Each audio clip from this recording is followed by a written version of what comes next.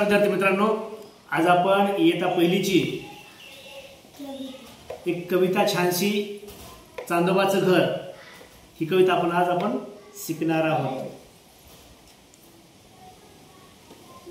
चांदोबा म्हटलं की तुम्हा आम्हाला आवडीचा विषय। चांदोबा तुम्हा आम्हा सगळ्यांना आवडतात, आहे की नाही कार्तिकी? चांदोबा कुठे असतात? ढगात नाही, आकाशात। कुठे असतात? आकाशात असतात चांदोबा, आहे ना? चांदण्या चांदोबा।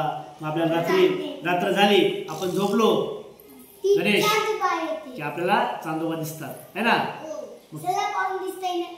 हा, सलापून आपण जर स्लॅपवर झोपलो आणि वर पाहिलं आकाशात तर आपल्याला मग चांदोबा चांदण्या सगळं दिसतं, है ना? हा, नाही तर सूर्य असतो सकाळचा, है ना? दिवसा सूर्य आणि रात्री चंद्रालाच चांदोबा असं म्हणतात। तर चला आज आपण बघूया। आता आपण चांदोबाचं घर ही कविता आज आपण बघूया। रात्री स्वप्नात आली एक परी, रात्री स्वप्नात आली एक परी, म्हणे चल जाऊ चांदोबाच्या घरी, म्हणे चल जाऊ चांदोबाच्या घरी। चांदोबाने घर ढगात बांधलं, चांदोबाने घर ढगात बांधलं,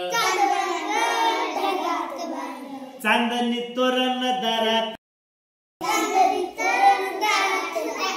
चांदणी तोरण दारात टांगलं। रात्री स्वप्नात आली एक परी, म्हणे चल जाऊ चांदोबाच्या घरी। चांदोबाचा रथ आकाशात पळतो, चांदोबाचा रथ आकाशात पळतो। पांढरा ससोबा ढगात धावतो, पांढरा ससोबा ढगात धावतो।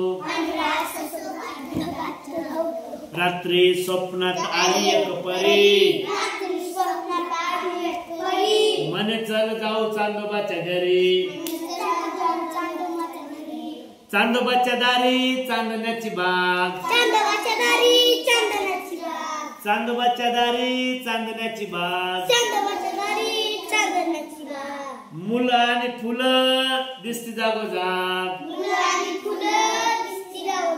मुलं आणि फुलं दिसती जागोजाग।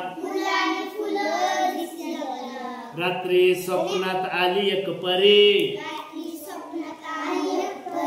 रात्री स्वप्नात आली एक परी, म्हणे चल जाऊ चांदोबाच्या घरी,